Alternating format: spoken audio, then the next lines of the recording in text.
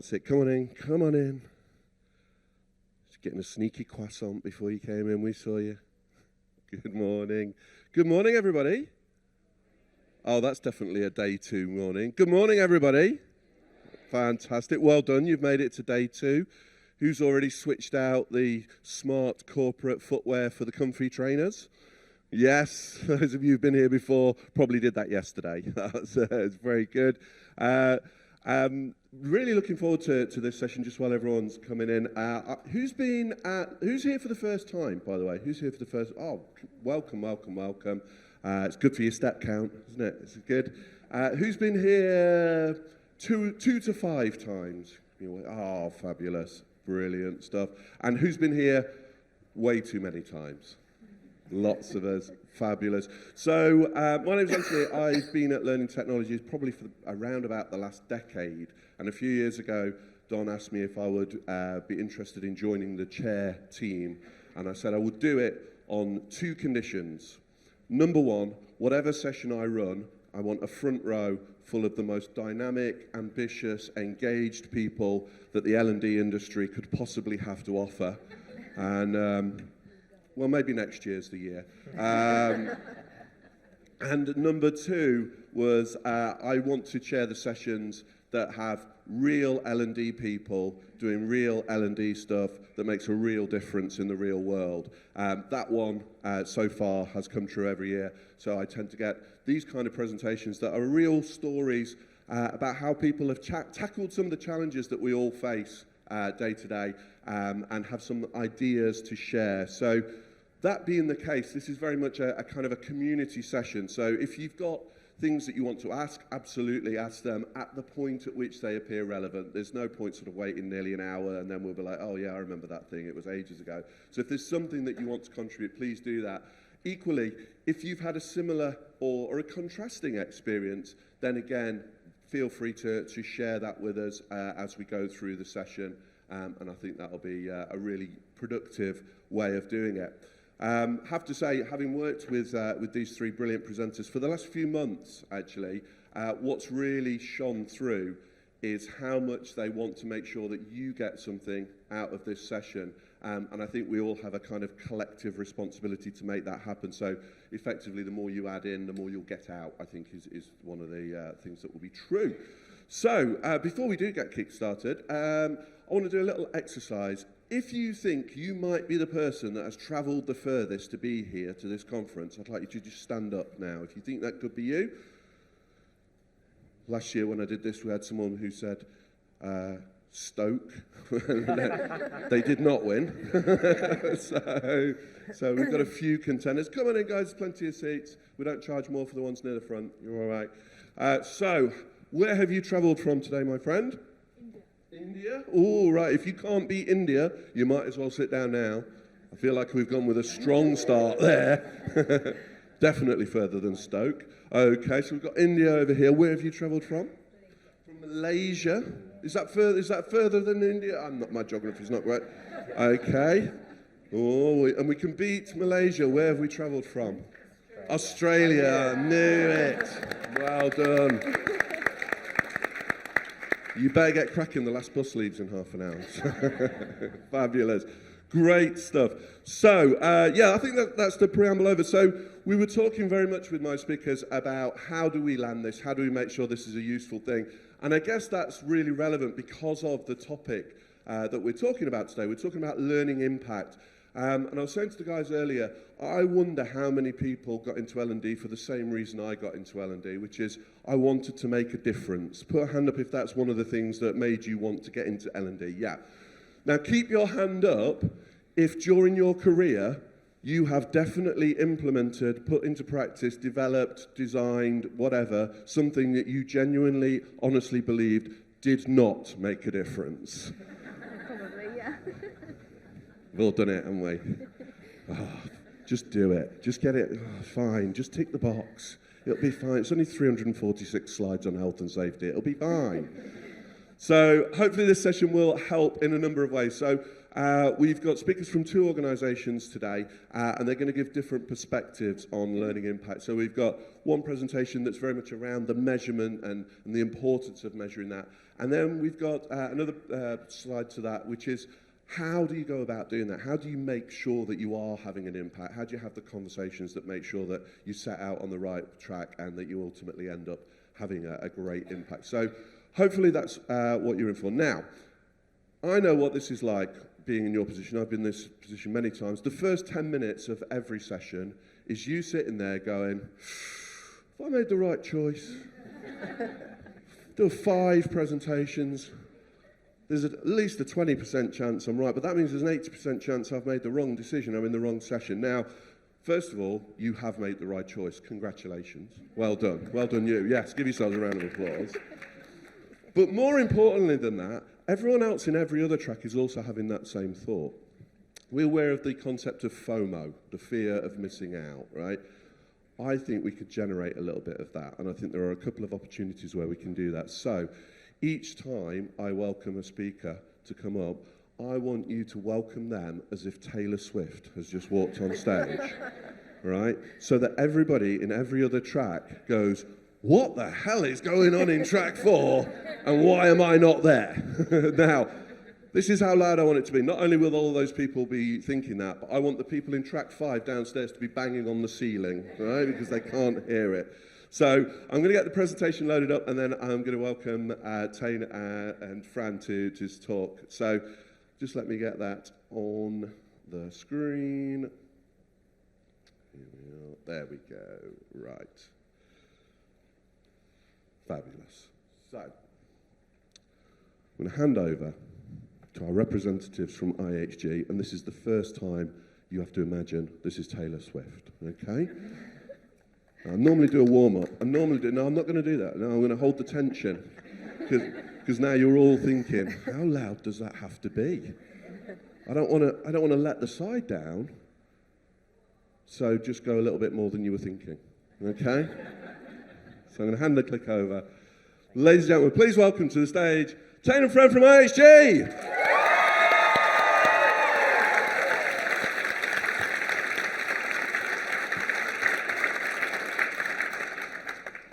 Thank you so much. When I woke up this morning, I certainly didn't think there'd be any comparison to Taylor Swift. I knew immediately there'd be an Aussie in the room, so hello, fellow Aussie. And the third thing is, I never ever imagined that I'd be talking about learning impact at a conference. So I've been in L&D for a long time, and impact and measurement are things that I pretty much for a long time kind of went too hard basket. Right, so I'm really surprised that I'm even here talking to you today. Fran's actually doing all the heavy lifting because Fran's the one who has really helped educate me actually on the power of measurement and how that can really help us prove a story. And so that's really served us well in IHG. Just a little bit about our company. Hopefully you have heard of us. You've seen us, so I don't know why that's there. Hopefully you've heard of us. Hopefully you've perhaps stayed in one of our brands, either from one of our, like an iconic brand like Holiday Inn, through to an Intercontinental, or perhaps you've had the privilege of staying in an amazing resort like a Six Senses resort. So we have amazing brands in our organisation. What you probably don't know about a company like ours is that whilst we have amazing hotels and resorts in our portfolio, we don't own the hotels.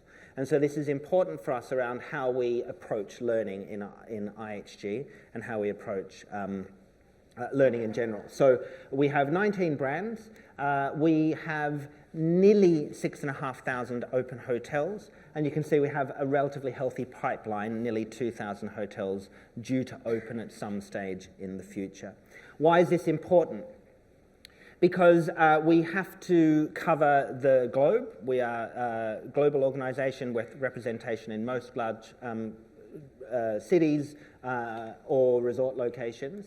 And we have over 350,000 learners.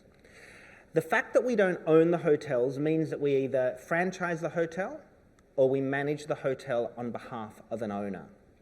An owner pays for the privilege of accessing our learning as part of the franchise agreement or as part of the management agreement.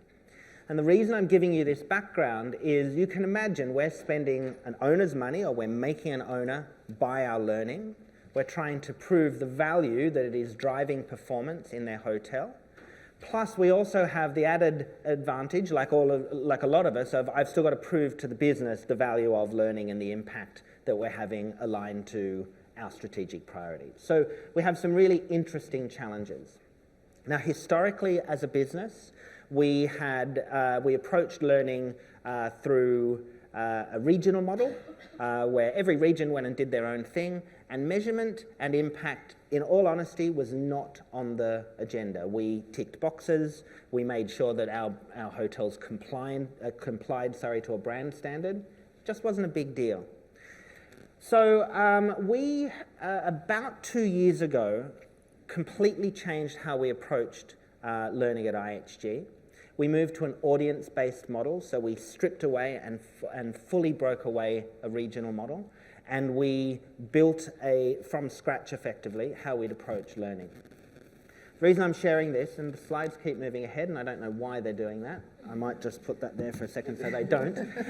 So we built a framework around an audience type. So we have 4 schools, if you like, in our learning function in IHG. It has a mind of its own. It's ghosts. So it's trying to move me on. 4 schools. The 4 schools are, we have one that focuses on owners. So we have a responsibility to our owners who run a hotel on our behalf to make sure that, okay, it's really kind of awful. Okay, let's go back. Perfect. So one that focuses on owners. We have a school that focuses on hotel management. So we have general managers in our hotels. We have leadership teams in our hotels that need to have their own learning. I'm fighting it. We have a school that focuses on hospitality. So all of our frontline colleagues, all of the brand, service, safety training, all of the revenue management training. And finally, we have a school focused on corporate learning. So with all of those schools, and it's kind of distracted me a little bit, so I'm getting back on track. When we built the university, one of the core purposes when we redesigned all of our learning was we put some core functions in the middle from the centre. Unsurprisingly, we have a design function and a development function. We have a strategy team that focuses on governance and strategy. We have a content management team. And finally, we have a measurement team. Now, the reason I share that is I can't believe that we ever even I can't believe that I am in a position of saying this, but measurement at IHG is one of the critical things that help us, of course, prove impact in our business. We have learnt so many different lessons along the way. And so one of the key things, and Fran's going to take you through the detail, but one of the key things that we've learnt at IHG is whilst we measure everything, we don't put the same level of effort into everything. So we've got some really good core efficient practices, but then we've also really learnt how to double down on key projects or priorities that we know are going to make a difference, either to our owner or to IHG. And so what Fran's going to share with you is how we approach our measurement in order to really drive impact. So, Fran, over to you. Good luck with the slides. So we can actually go to the next slide now. So this is going to be fun. So as Tane says, we had a big restructure. We came up with a new model for how we do learning at IHG, and part of that was to create a role of Director of Global Learning Effectiveness. So I stepped into that role in 2022, and one of the first things I was asked to do was to go out to tender and find an external partner who could bring in some really good research and theory as to how we could have an effective measurement strategy. And in my, sorry, I'm going to have to keep looking at the screen. In preparation for doing that, I looked at what had been done to date, and I discovered that there had been at least 4 occasions where we'd spent a lot of time and a lot of money with some really well-known consulting firms developing a measurement strategy. So one thing this time round, and I've said that the secret of success is that in 5 years' time, nobody's going out to tender again because our measurement strategy will be fully embedded and it will stick. So there were 3 key things that we needed. We needed to make sure that it was based on best practice and sound theory, because I wanted to be able to reassure Tane and other stakeholders that this wasn't just something that I'd made up in my spare time. We wanted to, above all, make sure it was practical and applicable. So we'd been there 4 times before, we'd spent money, we'd spent time, but it hadn't stuck. So it had to be something that would really work for us. And we needed a roadmap. We needed to know how we were going to get from A to Z, because you've heard the size of the task we've got. And to add some additional flavour to that, looking at the figures for 2023, we had something like 6,500 learning offers, which equated to a huge amount of learning activities. I think it was about 8 million. So how do you measure all of that? And that's what makes it really scary, and that's how I felt in 2022, a bit daunted, excited, but daunted about the size of the task. So we went out to tender, and we found an excellent partner. I have to say that because they're in the audience. But they were a really good partner, really flexible and really knowledgeable, but able to work with me in a way that was agile and also came up with some practical tools that we could use and a really good structured roadmap to help me make sure we get this done. So we came up with really 4 component parts. So the first thing that we needed a standard philosophy and a framework, and it had to be non-jargonistic. There was no point in us quoting, different sort of research theory, etc., that we're talking to practical operational people, so it had to be a practical language. And that consistent language means that we can have conversations across the business, and we're using the same language with multiple stakeholders. We then needed to look at where are we today and where do we actually want to get to. So with the help of our external partner, we did a benchmark around where our maturity and assessment was. And that was helpful in a couple of ways. One is it showed us where we were, but more importantly, it helped us decide where we wanted to be. So in the same way you can't measure everything, it might not be the right thing for your organisation to get to full maturity around assessment. So you have to find something that's fit for your purpose. Then we had the action plan, which I've mentioned, and then probably the most powerful, impactful part of it was very early on, we presented to Tane and our other learning leaders, and we expected to do the standard consultancy of we'll do a bit of work, we'll come back and consult, we'll do a bit of work. And the message that came out really loud and clear was, look, we trust you, just get on and do it, and we want to start doing something and using something today. So we very quickly pivoted with, again, help with the partners, who I think thought we were a bit mad at first, but they got alongside us. And we started piloting the process that I'm going to talk you through that's made the biggest difference for our business. So what we did was we came up with a statement of intent. I don't mind saying I didn't like it at first. I thought it was a bit pithy, but it's actually become my elevator pitch of what measurement's about. And if you ask me what my job is, I will say that I am there to prove that the learning is actually making a difference.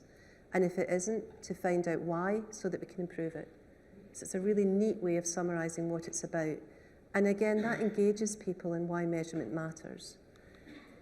Our measurement framework, again, we didn't want to use jargon, and it had to be something that we could actually tie into operational-based conversations.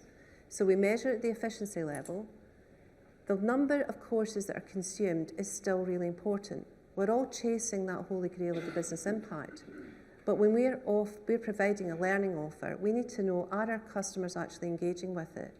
If they start a course, do they finish it? If they don't finish it, why aren't they finishing it?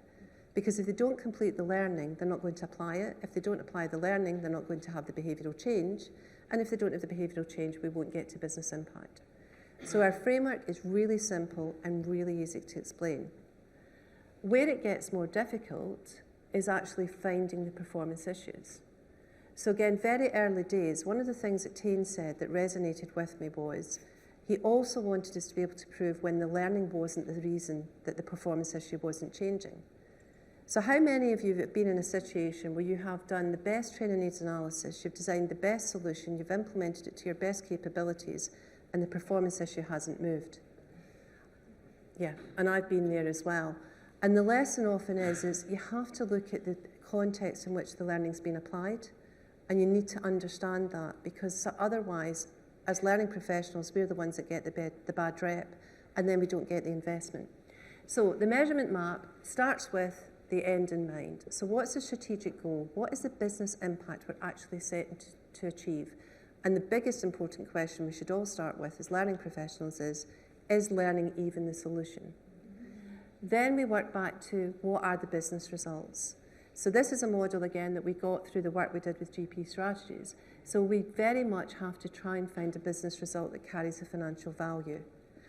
And I think after more years than I'm going to admit to, The reason why measurement is so hard is actually getting the stakeholder to be clear in those two issues, because often it's, well, we have to do some learning. We have to, I know that Tiffany does compliance learning, an area that I've spent a lot of my career in. We have to do it, we just have to tick the box. So it's those really difficult consulting conversations, which Alice is going to give you some really good insights into, that make it hard. Then we have to find some leading indicators, because we can't wait till the whole thing's been done. We need to know that we're making progress and we're actually going to get to that end that we need. And finally, it's about the investment. What is it we're actually investing in that specific offer? What we've done then, and picking up on the point that Tate made at the start, which is a really important point, as I walked into this and the size of the task, it was really that clear understanding. You can't possibly measure everything.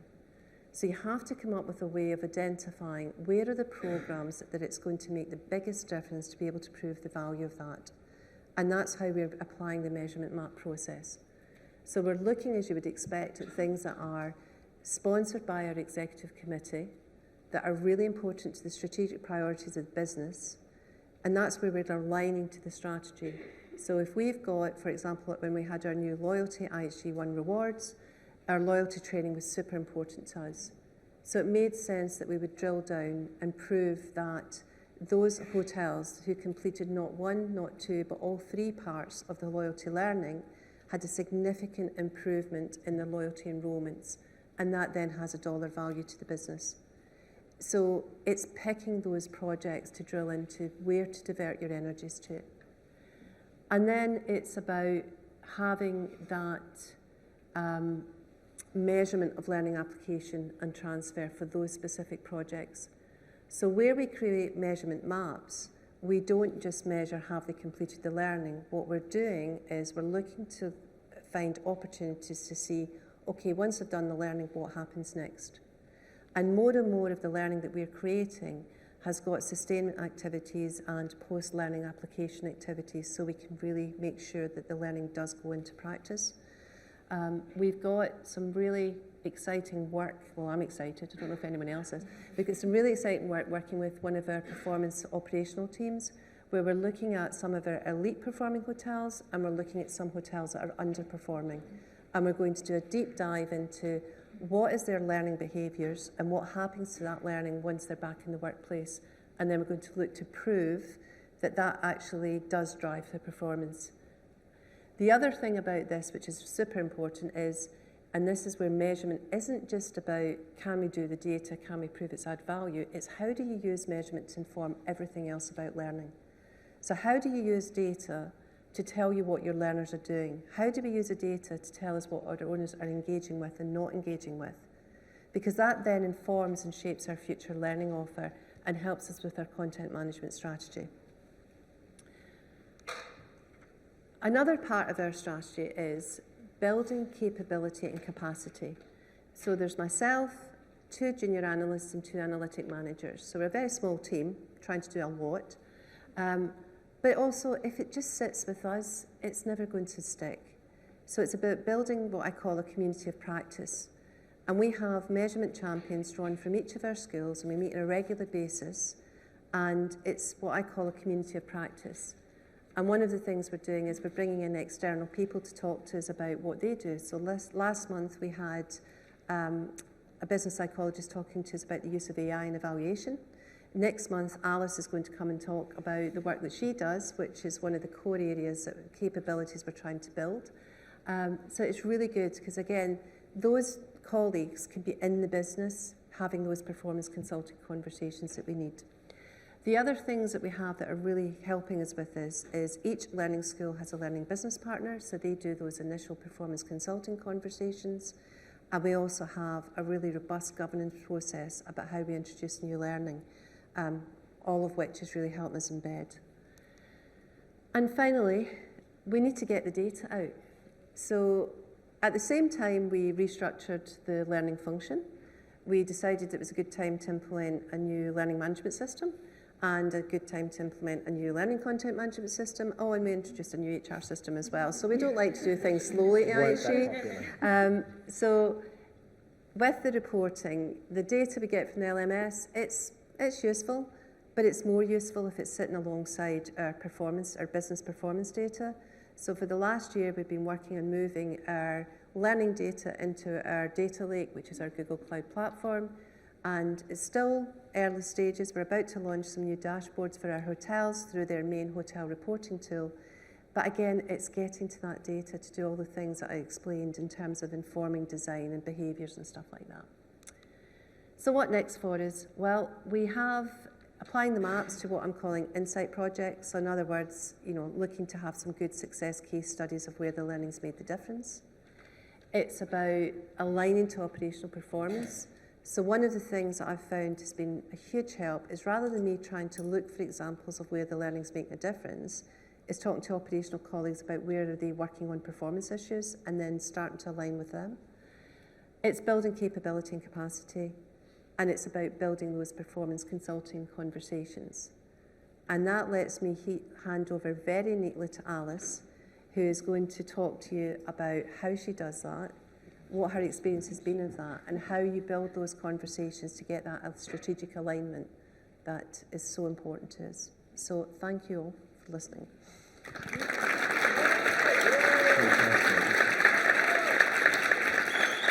like that.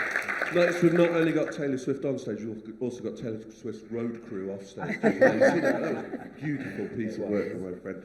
Just before we do move over to Alice, is there any questions, comments, queries? Yeah, fantastic. Grab the mic. Hi, I have a question. You mentioned post-learning activities. Could you expand a bit on what that looks like?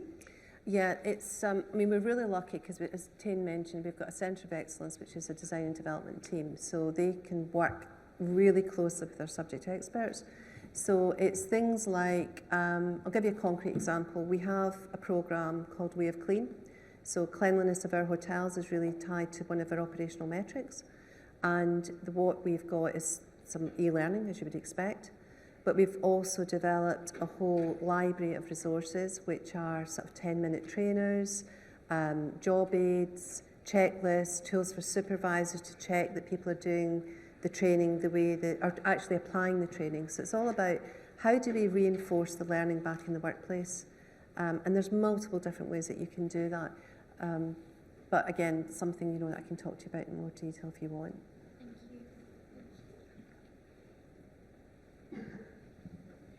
Question regarding business impact. I guess our biggest challenge is really about identifying learning as the cause of business impact. So I'd like to understand a bit more about how you can identify business impact and not just in the correlation, but the causation of that impact. Would you have any insights on this? Yeah, it's one of the things that I've been really lucky in is that we've got a number of analysts in the business because they're working with the performance metrics. So I've been able to network into them. And one of the questions that I've been asked in the last year or so is, how do you isolate the variables that are going to impact on the learning, and what does a good sample size look like? And I'm very comfortable in saying, I don't know. We've never done this before. So that's one of the other messages. Measurement is really hard, and if you sit and wait for the perfect approach or the perfect answer, you're not going to move from a sitting position. So it's about the business question. It's about narrowing down the business question. So again, if I give you an example of the Way of the Clean programme, that programme goes out to all of our hotels. But within those hotels, there are thousands of variables that are at play. So is it a new owner? Is it an old property? Have they got high turnover, low turnover? You cannot control for all of those. This isn't a research experiment, it's practical application. So you get your business question really tight and really narrow. So instead of how much does this programme impact on all hotels, you say, let's have a subset of underperforming hotels on that particular metric. Let's apply the learning to those hotels, and then let's work with those hotels to see what happens to that performance metric. So it's narrowing it down to either your business question or the hypothesis you want to test. But don't try and do everything. Just be really focused on what you're trying to do. And then you've got more chance of using some statistical techniques if you feel they're necessary. Brilliant. Any more? Oh, fabulous. Fantastic talk, thank you. I'm really interested in the global aspect of your business. So is it the same solution for every country, or do you have to nuance it for different areas? We try to follow maybe a 90-10 rule. So the lessons we've had over time, when we had quite regional teams, we had a lot of duplication and a lot of double handling. We are very, very respectful of localization and cultural nuances. But the reality is, and you would appreciate this, you've all stayed in a hotel. Yes, there are regional differences and brand differences, but a hotel is a hotel is a hotel. And so we really do apply that a little bit for all of our learning. If we're running a clean program, the differences regionally are actually things like the chemicals that are used. It's not how you clean a room.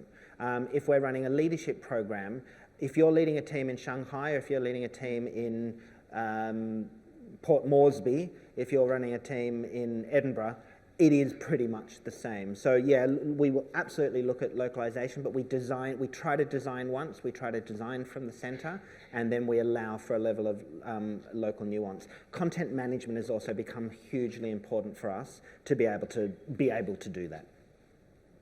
And is your training supplied in lots of different languages? 14. It is the biggest bane of our existence, if I'm completely honest. It is the most costly thing. It is the most difficult thing for us to do. And we are constantly struggling with translations, if I'm completely honest. But yeah. Thank you. I think we've got one more over here. And then just to warn you, we need to do another one of those Taylor Swift intros coming up. So get your energies. It sounds like you had to do quite a big transformation project as well, working with different teams, creating different learning schools, etc. How did you generally get the buy-in and sponsorship and support for all of those teams that you went to actually give up their time to work on this transformation with you? Good question. For us, the unlock was funding, actually, money. The dirty word. But for us, the way that the business learning had historically been funded was very different around the world. We firstly fixed, we put a subscription fee in place for our owners, which meant that they all pay the same amount based on the brand that they work in for them to be able to access the learning that they need to. Once we fixed that, that became a really big unlock for us. So I could talk to our CHRO around the fact that we can fund what we need to. I could talk to our owners around the value that they will therefore get. I could talk to our performance teams around, we can now unlock this because we know how to pay for it. So to be honest, fixing the financial side was the unlock for us. Any more? One more. And then we'll move on. Sorry, I like data.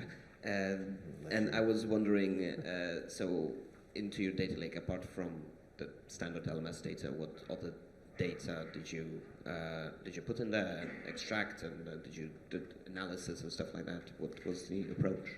So we've got all of the operational performance data. So we have guest feedback survey data, which is really important because that's tied to different parts of the operation, the hotel delivery. And those are the metrics that it makes real sense for us to look at. Specific, again, really detailed, narrow, right down to does this particular metric really relate to this particular piece of learning? And again, that really helps inform what the future learning offer looks like. So it is very early days. I have to sort of caveat by that because I'm giving you a couple of examples, but we are, we're just moving into that space. But we have got a number of projects that are underway now on that. So it's really looking at, and I've changed my focus in the last year, I would say, because before what I was doing was looking at the learning offer and thinking about how do I manage the learning offer to the performance. I've now flipped that and I'm saying, right, where are the performance issues in the business? Who are the operational performance teams that I can work with? And how do we then feed the learning data into that? So I kind of flipped it, which seems a bit sensible, a bit common sense, but it was slightly different to what we were doing at the start. And that's also enabled us, we've got so many people in our function that are really married to content that they love, that actually I'm not sold makes much of a difference. And so this is really helping us drive some important conversations, even within our own function, around what we should be serving up to our end user or not. But then if that switch was recent, so you don't know yet whether that learning that you then switched had an impact on those specific We areas have got, I mean, I gave the example of the loyalty training, so that was one where we did actually use, like we used Pearson's R for correlation purposes, so we were able to demonstrate that. I think for us, at the moment, where we are with it, because it is, you know, it's been quite a huge thing to do, is, picking up Tane's point, we used when we switched to doing the pilots as part of the work we were doing with our external partner, because we wanted to prove that the measurement mapping actually worked. I mean, it looked great, I thought it was wonderful, but did it actually work? We did a session, we worked with the stakeholders on our general manager, hotel managers program, and we've basically used the mapping process to redesign that program.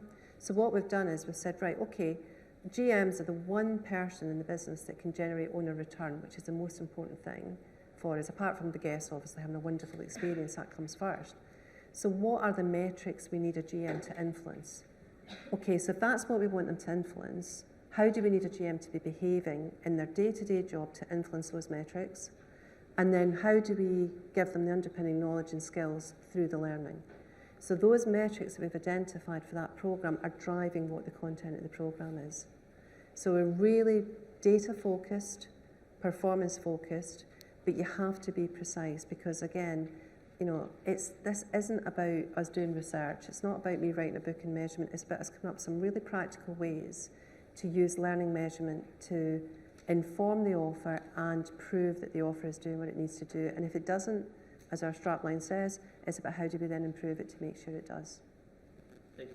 Brilliant. Right, are we ready, folks? Deep breath, get ready. Ladies and gentlemen, please welcome to the stage, Alice Thompson!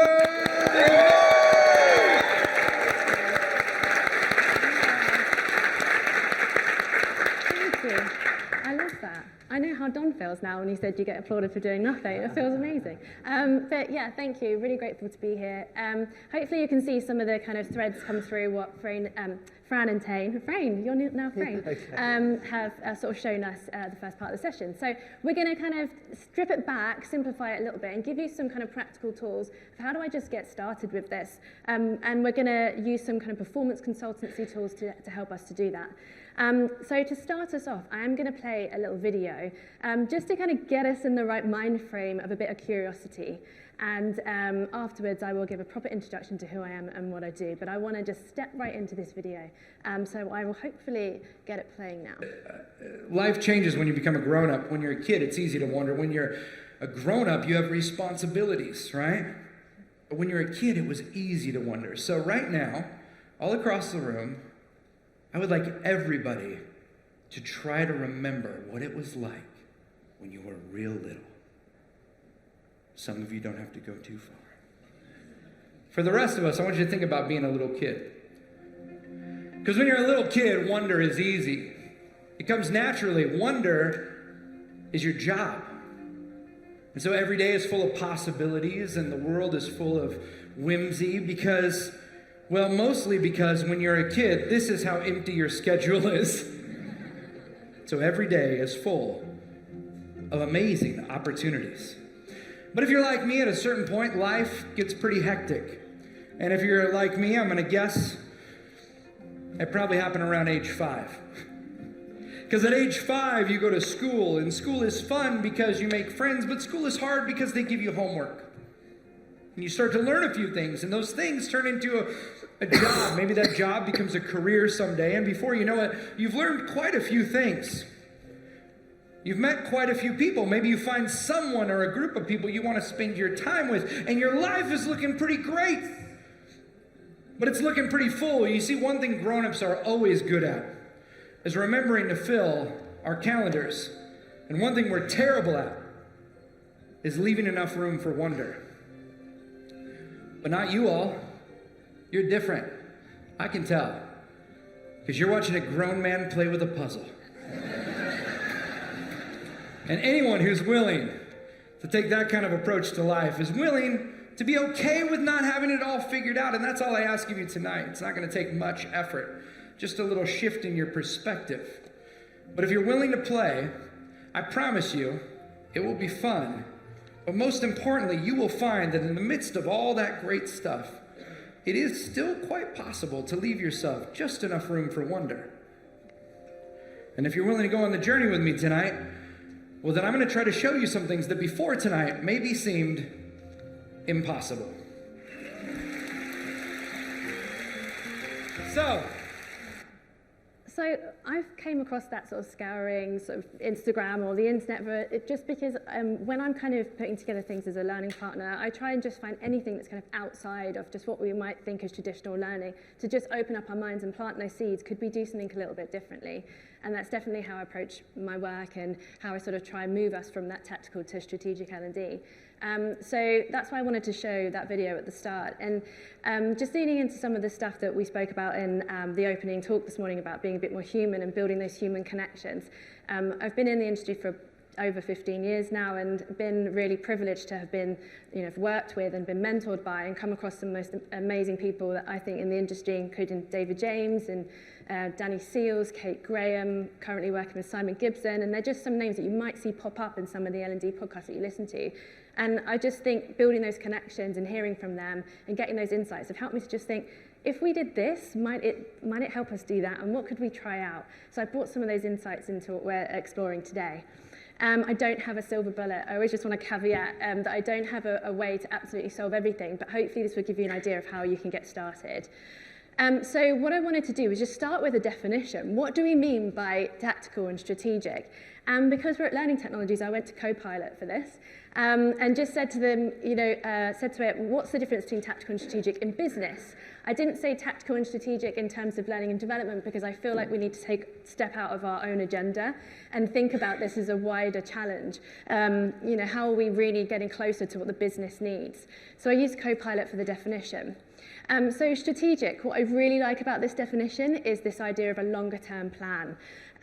It provides the bigger picture and sets the direction of travel across the entire organisation, and it focuses on what needs to be accomplished and the path towards achieving that. So those words, the bigger picture, leaning into what Fran said this morning, what factors are at play here, and this path towards what we're trying to achieve. This is a longer term relationship. Then you've got tactical, which is those kind of immediate, kind of shorter term interventions. You might still be able to impact the strategy with those things if they're done in the right way, and we'll talk about that in a moment. But this is about how do we take those tactical interventions and help them to get us to journey to a strategic, long-term relationship with our stakeholders. Bear with me on this one, but I kind of think it's kind of the L&D world equivalent to a one-night stand versus a long-term relationship. So it's thinking how, both have benefits, and that's fine, depending on which way you're inclined, but you're probably going to go through these one-night stands to find your one, and then to build and nurture that longer-term relationship. And that's what we're talking about here. How do we use those tactical L&D interventions to move to strategic? So that's what we're going to explore today. What I want to just say before I jump into the kind of performance consulting tools that will help us to do that is there is a real time and a place for tactical interventions, and you can use them to your advantage. So what do I mean by that?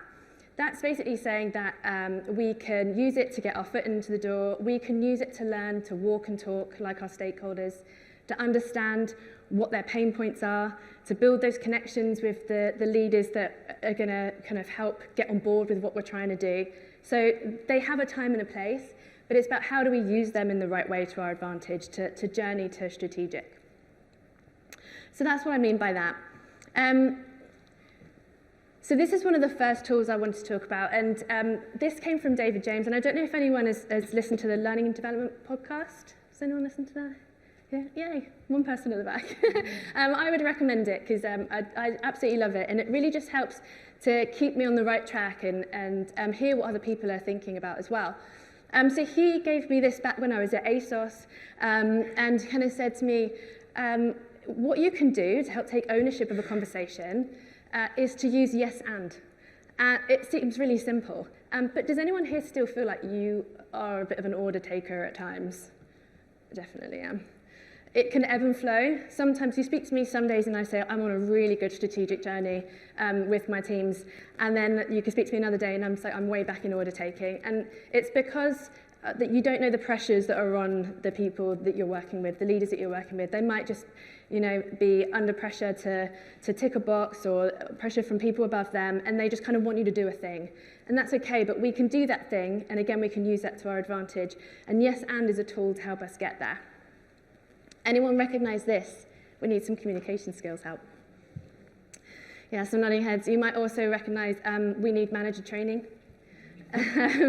Or we've just got an away day coming out and we need some L&D. There's not even a topic in that, like, come on, give me something. But this is what we get.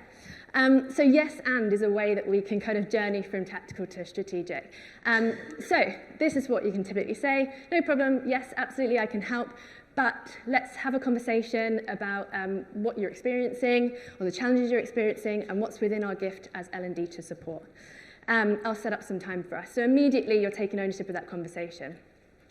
And the reason that I underlined what's within our gift, so this is my sort of elevator pitch.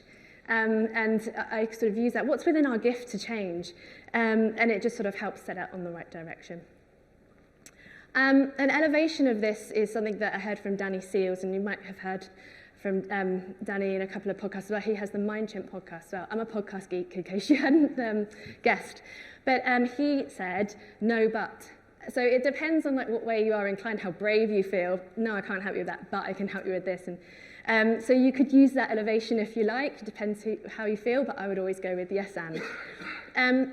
So you've had that conversation. You've taken ownership of, how we're going to sort of make sure that we're not just doing what, we're not just order takers. How do we move forward? So this is called the ladder of abstraction, which is a performance consultancy tool, which I actually took from this book called The Insightful Innovator, which is Danny's book, and he owes me at least 4 beers for like putting this on the slide.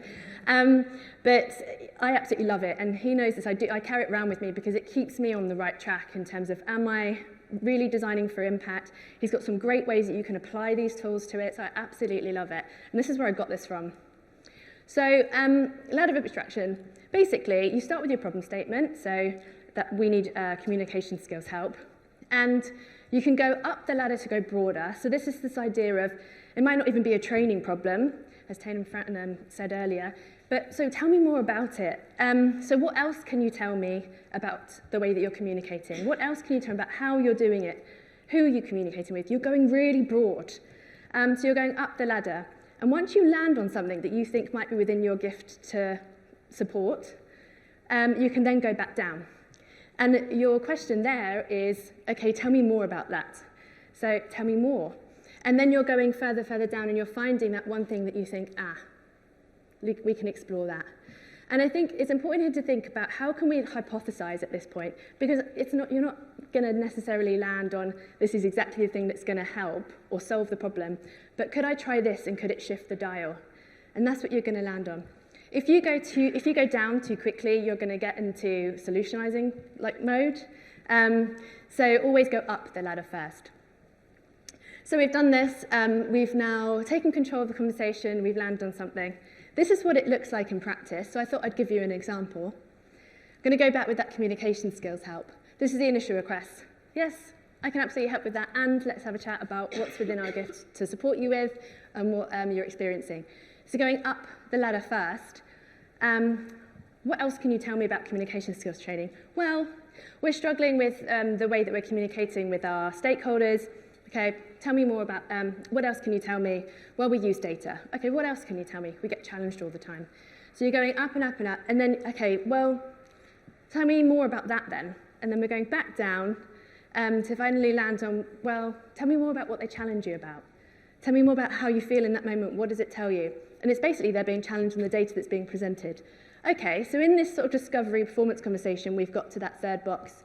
Then over here, you've got the skills to explore. So at this point, you can bring in sort of your curiosity, the stuff that Taylor Hughes was talking about in that video. And he's talking about sort of that wonder piece, that curiosity. So can I explore? Maybe it's storytelling. Maybe this is something that can help. And hypothesizing it. So then you land on that and you can give it a go. So this is the ladder of abstraction in practice.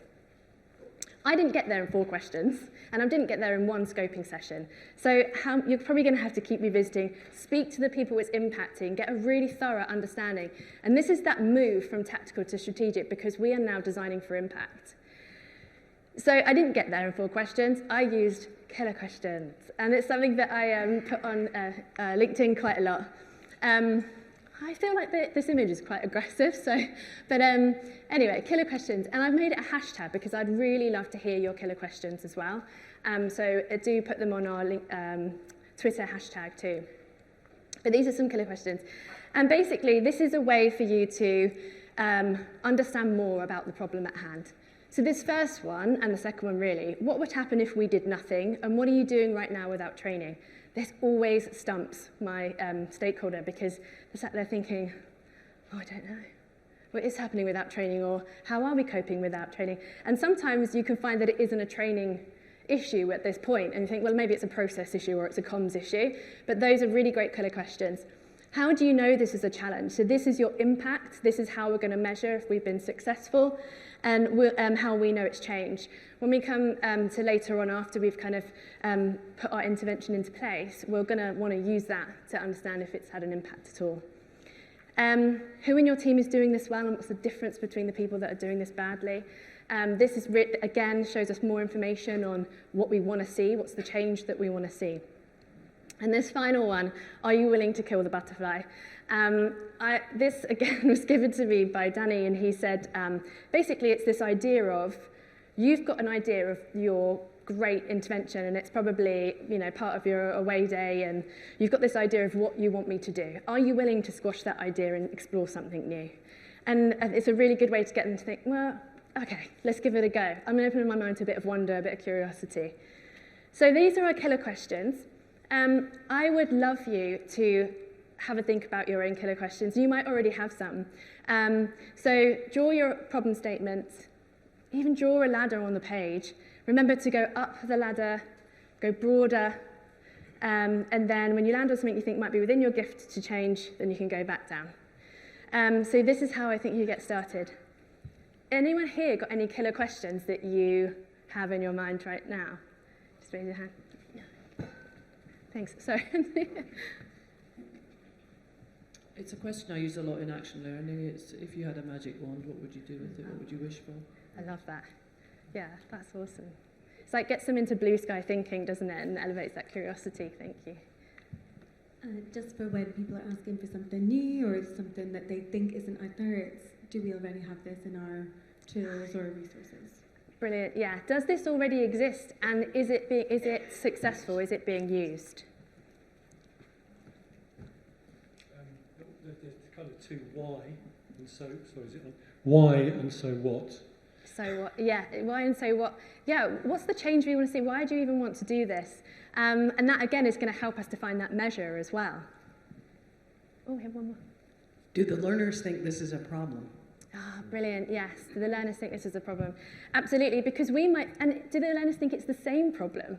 Because we might be speaking to the leadership teams who see it as a certain way, and then our people are actually experiencing it on the front line very differently. Brilliant questions. Absolutely, do post them. I want to get #KillerQuestions running on Twitter. That would be great. So this is how you can get started. So we've got there now. We're journeying to strategic already. We're using our tactical interventions to get us there. This is the best L&D session I've ever had. Has anyone had this feedback before? It's a surprise. It's because you've done your job properly and you've done that work before. It's not because we're amazing presenters. Like, that's not the case. It's because we've understood what the problem is and we've actually designed for impact because we've done that discovery work at the start. It's not because we're, amazing. Some of you might be, but I personally am not an amazing trainer. It's just that I'm doing stuff that is really landing with people and they care about it. Simon Gibson, who I'm part of his team at Marks & Spencer at the moment, calls it train-attainment. I'm not here for train-attainment. I'm here because you've told me about a problem and we want to solve it. So that's why we're here in the room together. So if you've done your job properly, you're going to get feedback like that, which is great. That's what we want, right? Okay, so we've asked all of our killer questions. We've kind of got to the challenge. We've delivered our kind of intervention that we think is going to solve. And remember, we're thinking like scientists at this point. So we've hypothesized. We've found what we think might be might help, might be a solution we could explore. We've done our thing. We've had some great feedback. It's really landed. How do we now understand if it's had the impact? Have the skills transferred to the job? And remember, we asked those questions earlier of how will we know that it's changed? Or what do we want to see as a result? This is going to help us to understand, is it actually working? And I think here there's, it's just sort of important to understand that this is kind of about a kind of moving target, right? So did this make a change? Are you getting challenged less? So, or are you seeing the right changes in the business? What impact is it having on your team? What else can we explore? So at this point, all we want to know is, have you seen any changes? Have we moved the dial at all? And if not, what else can we try? This is a great way to move to a strategic partnership as well, because you're getting them used to talking to you in this way about learning and development. They might not have done that before. I had a really great conversation with somebody called Louise, who is a data analyst at Marks & Spencer's, where I'm at the moment. And she kind of said, I said to her, what data would make your life easier when we're talking about L&D? And she said, it can be anything you want. Get creative. She was like, it's my job to make the patterns. It's my job to put that together with the business data and to show you what this looks like. So she just said, do whatever you want to do. And I was like, yes, this is amazing.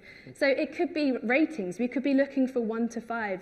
You know, are you feeling more confident now? Great.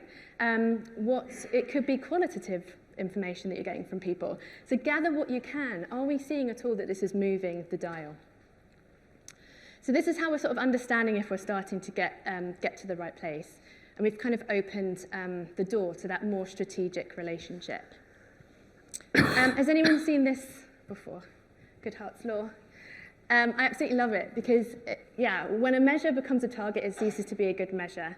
And the reason that I love it is because it talks about data. And I think, as Fran said in the Q&A just now, it's really difficult, unless we're in a scientific environment, to say, we did this and it made people do that, or we did this and it's helped elevate our customer perception by this much. It's really difficult to say that unless you can deal with all of the other factors around it. So what this is saying is, how do we kind of use it as a milestone checker? So we've kind of put these things in place. We're understanding what's the change we wanted to see, and we're checking in to say, what's this telling us? What's the story that we can build around this? What's the narrative? And the important thing is to document that, because I know sometimes that you're saying, I don't want to get to the end of the year and feel like I haven't shown my impact because we're always under the microscope. So it's documenting your journey and being able to explain, this is what we tried, this is how we improved it, and we are going on that path. And make good friends with your data analyst, because they can give you that information that you're looking for. And it makes our job a bit more fun and a bit more creative. So the second quote I wanted to share was by the Grail Knight in Indiana Jones. Does anyone else love Indiana Jones? I absolutely love those films. Nostalgic for me, definitely. And this is a quote from the Grail Knight, and he says, you must choose, but choose wisely. And again, one of the threads pulling from Tane and Fran this morning is that you are now in demand because you've done those tactical interventions really, really well, and you've designed for impact, and you've had that great feedback, and you're having discussions with leaders across the business who are like, have you seen what L&D are doing? And the word is starting to spread. But the best, or the most important thing about moving from tactical to strategic is learning when to say no, and not thinking that you can kind of do everything.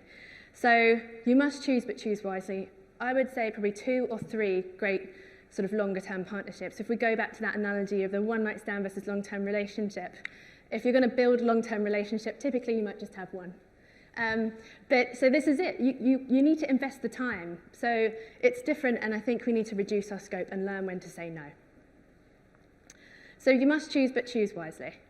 And then I think the final piece for me is I do think it's a real privilege for us to kind of be sat with some of the great sort of people in our organisations, and if we get the opportunity to sit at a table.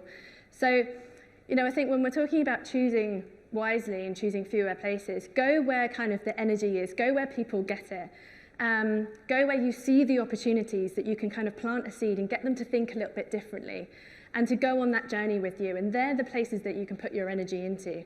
And I just think it's a real privilege to be at the table with those people. When I was talking about killer questions earlier, I did a bit of reading on it, and there was I read about NASA, and their director of flight operations keeps their killer questions in a book, carries them with them, and then every time they go up to someone that's kind of working on the safety elements of a flight, they'll ask them, what led you to these assumptions? Why do you think that? And they're armed with their killer questions. So it's like NASA's kind of doing things that we can learn from as well. And Taylor Hughes, I showed at the start, was a comedian. And I just think we are in a position where we can really expand our curiosity, expand what we're learning from and where we're getting that from. So we can plant seeds with people and help them to explore, could we do something differently? Maybe we could try this out and see if it moves the dial, and then go on that journey with them and document it and show how we're using those milestones to see if what we're doing is actually having the impact we're looking for. So I think that's it from me, and yeah, thank you very much for listening.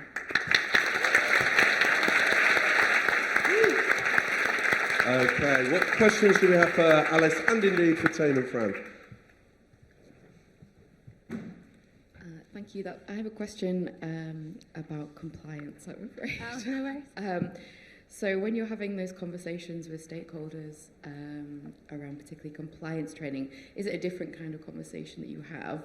Do you have any tips for navigating that conversation to really shift the dial away from we just need to give them lots of information to encouraging them that measuring the impact of that is really worth their while, and therefore designing the learning around the impact rather than the content?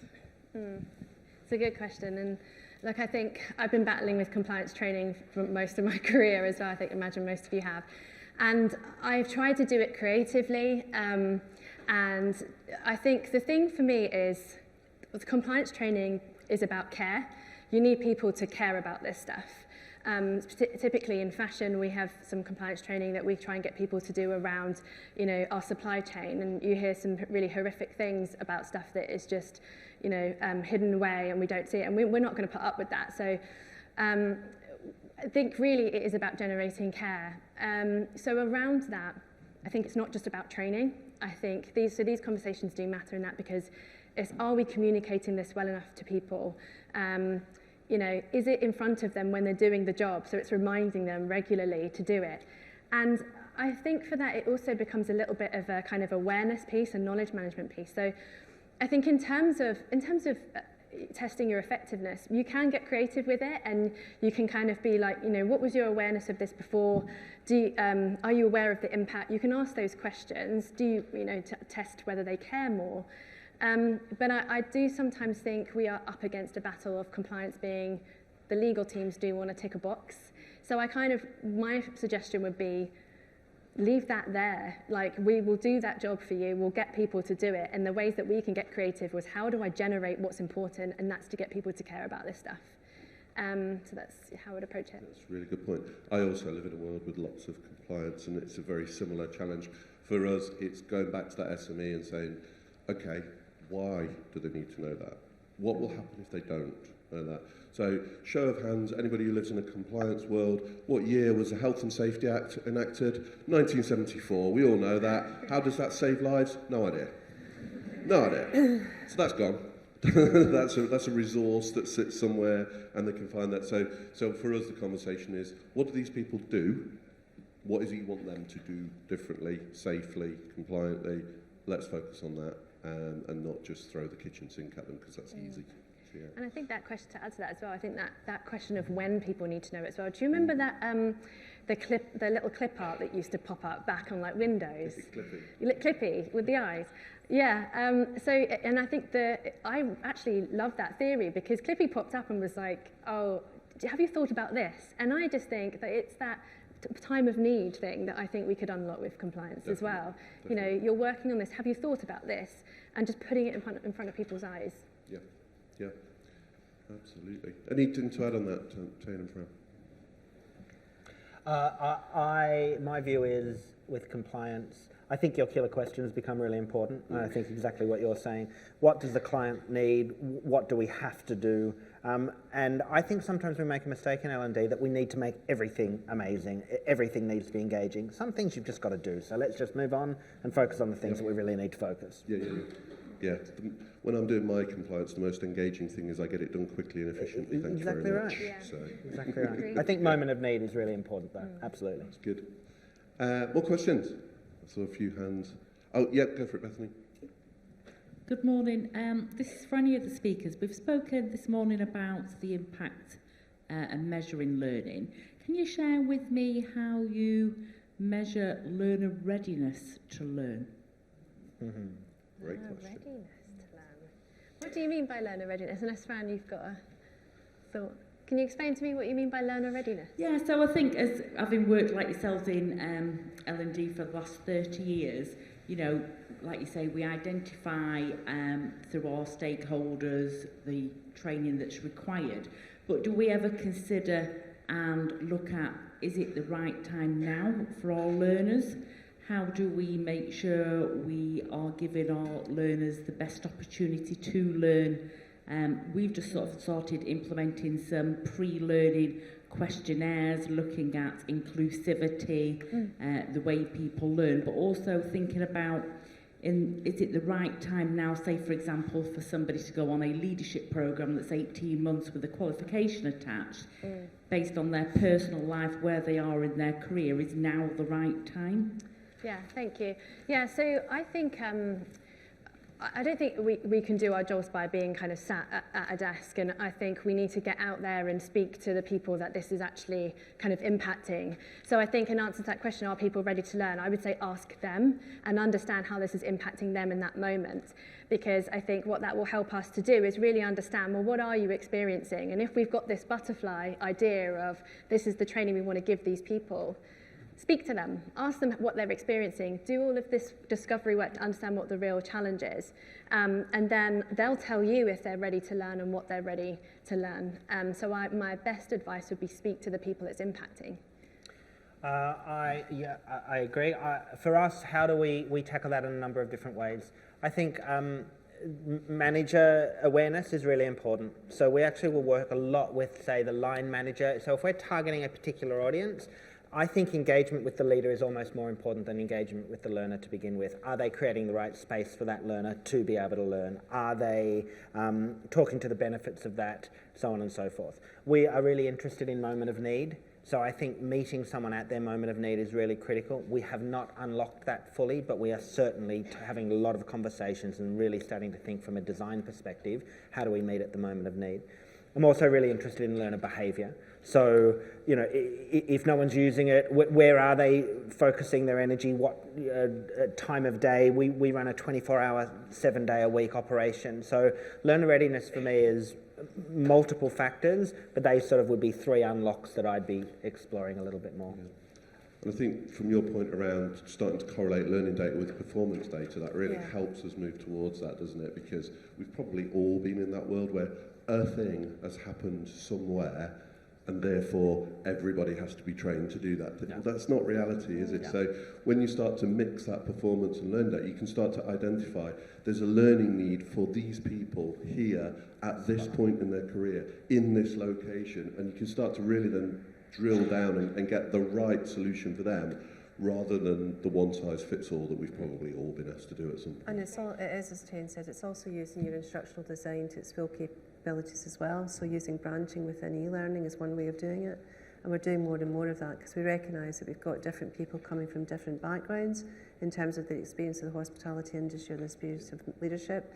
So the easy answer is there's no one answer. You just have to be really mindful and think about, again, back to what is the question you're trying to answer and what are the possible solutions to explore. Yeah, I have one final comment on that. I think also being brave enough to walk away from things, again, that you're married to.